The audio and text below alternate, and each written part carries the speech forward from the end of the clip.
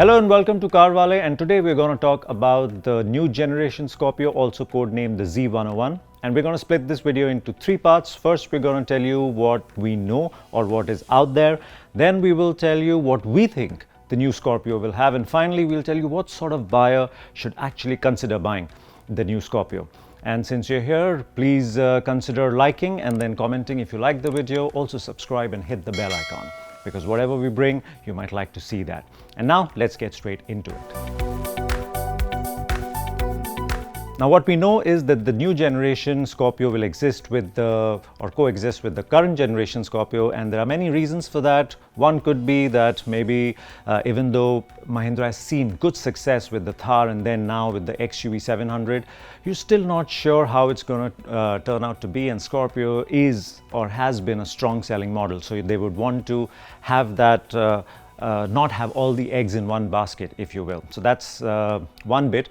Also, the fact that the way this new Scorpio has evolved, it's more a tier 1 and tier 2 kind of product, and you would want, or Mahindra would want, something in the tier 2, tier 3 markets, because Mahindra is strong in those markets. There isn't a lot of products available there, and you want something hardy there, something affordable, and that's where I think the current Scorpio would continue.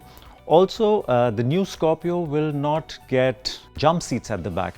Essentially, Mahindra is or has been talking about 5-star ratings.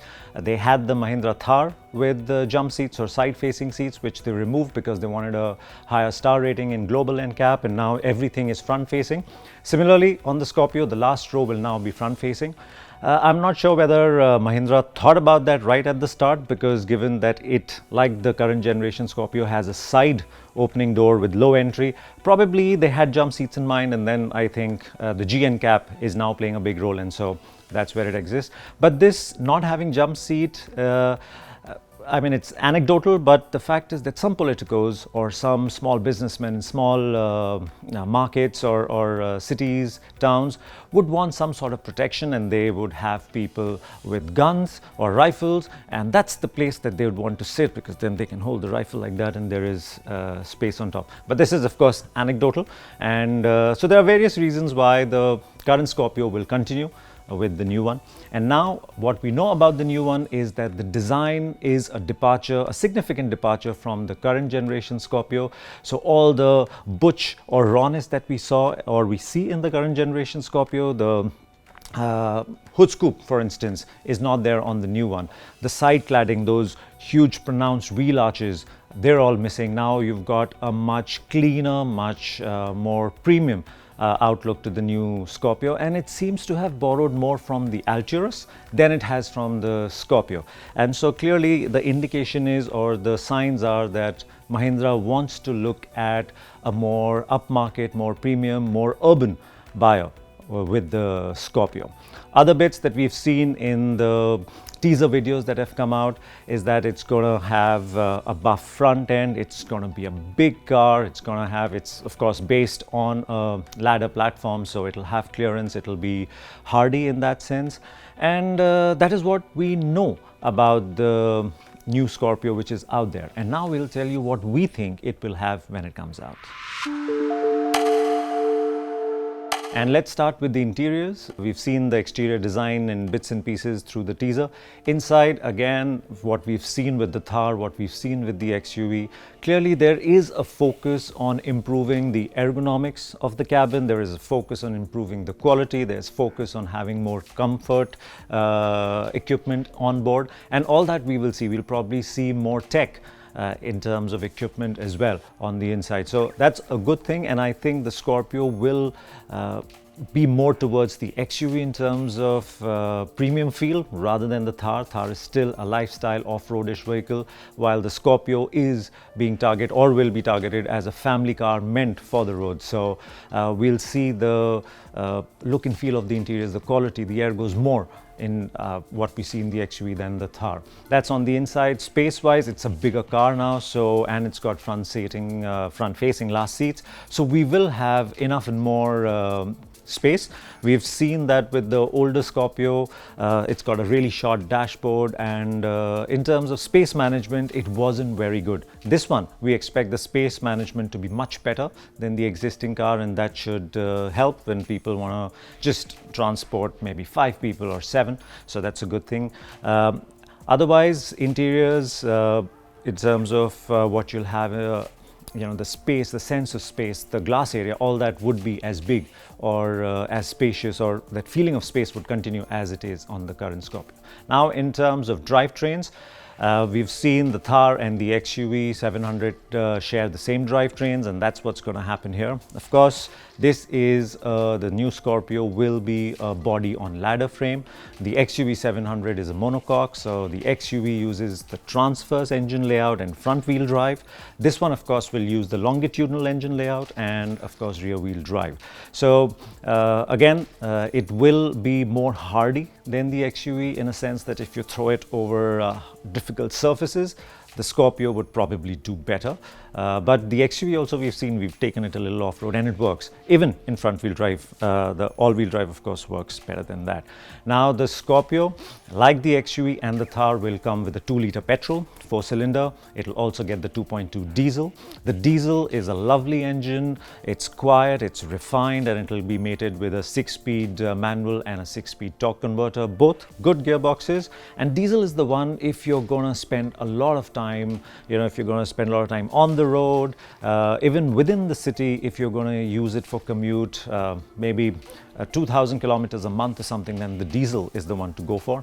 The petrol is a beautiful engine too, but it will give you fuel efficiency figures in the single digits. So it's not the engine you want to buy if you are going to be spending a lot of time driving. But if you've got short commutes, if you don't use the car often, then the petrol makes a lot of sense, because it's almost like an electric. It's smooth, there's so much torque there, and whenever you want power and torque to just get it through, or overtakes, or just get involved in driving, that engine is beautiful. I mean, we've seen that in the XUV, we've seen that in the Thar, and it works in both. So that's how you'd want to differentiate. And the Scorpio will also get 4-wheel drive. Now, we've seen that in the Thar, it's got a manual lever. This we probably feel will get an electronic switch instead of the lever, because you're looking at a more premium, more finesse on the Scorpio compared to the Thar. So that's what we think of the drivetrains. Essentially, rear-wheel drive for the Scorpio, 4-wheel drive as an option on the top spec versions, petrol, diesel, manual, auto, all of that will come in. Of course, pricing we will talk about a little later in the video, but that's where in terms of engine specs, we've told you about the interiors. That's how the new Scorpio is going to be.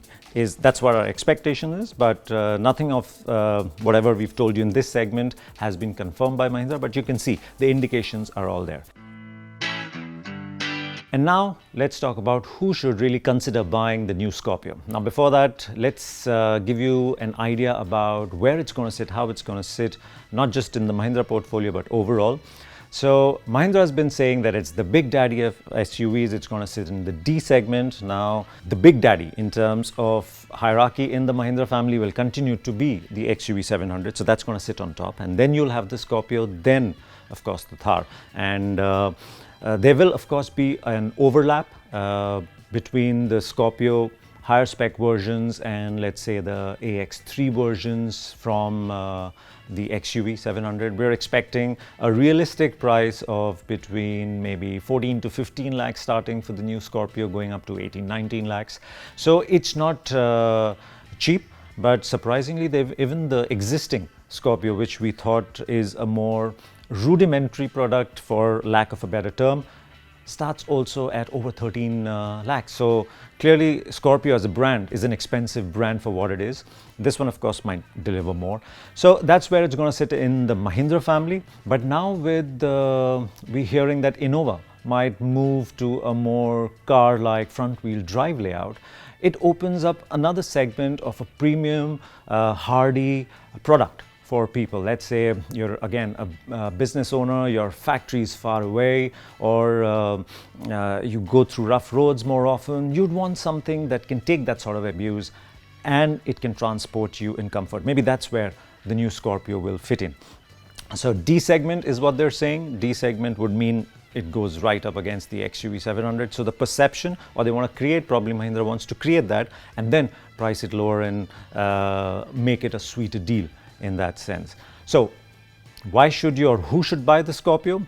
If you want a little more machismo in your life, in terms of that's what you want to convey, and you're okay not having car-like appeal, because a body on ladder frame SUV, no matter what you do, it'll have the jiggles when it goes over poor road. You'll have that sort of lack of body control that you get in a monocoque SUV. So you're looking at something that's slightly old school. You want to convey to the world that yes, I have the machismo, and it doesn't matter whether you're a man or a woman, that can be conveyed through that. And for people who are clear or more focused about what they need from the car, would understand and buy the Scorpio. The general buying public who just want an SUV would look at the XUV 700 because it's just going to be easier to drive and live with. So that's where we think the new Scorpio is going to fit in terms of pricing, in terms of product position, and where it's and who should really consider buying it. So this is all that we can bring to you about the new Scorpio. As of now, it should be unveiled sometime in June. And when it does, then we'll have more information for you. So that's it from us for now. Thank you for watching.